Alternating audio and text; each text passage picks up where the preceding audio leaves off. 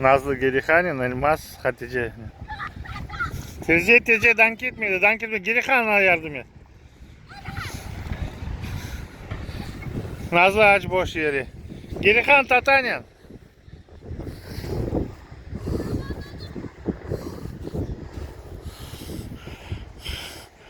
Tezci. Hatice'ye yardım et. Elinin olmay. Elmas gol vuracak. Hatice var yardım et. Hatice sana çapay. Gol. Ay yok. Oldu gitti. Tezci. Tep Nazlı'ya tezci. Gerihan oge çap oge.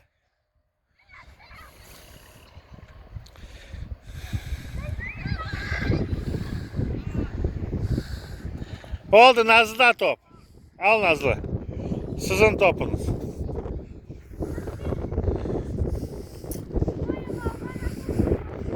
Ahır çapmak ben bileyim. Onun için birbirine yardım etiniz. Şimdi tez boldurarsa eve kaytarır. Nazlı bunda kızım ki. Hatice artta dur. Bunda başlayacak o. Müşahit. Bana o çık şöyle poleye çık başlanız. Ona geri kana pas ver. İyi oldu. Toxta tiymi Hatice. Gerihan'ı topu. Hatice tiymi. Gerihan'ı topu. Birinci pas boş.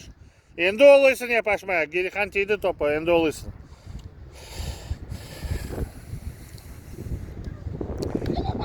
Tezce Gerihan. Elmas Hatice'ye tep. Hatice çap. Elmas çap var atanın yanına. Elmas Hatice sana pas verir.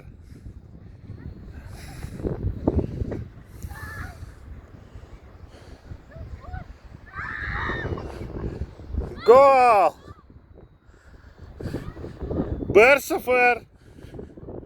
Gerihan oge. Oldu uların topu. Yo ver uların top başlasın ular.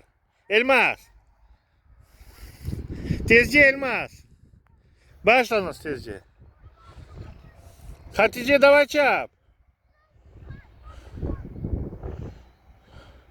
Nazlı çap Nazlı çap. Niye sen yapıyorsun Hatice?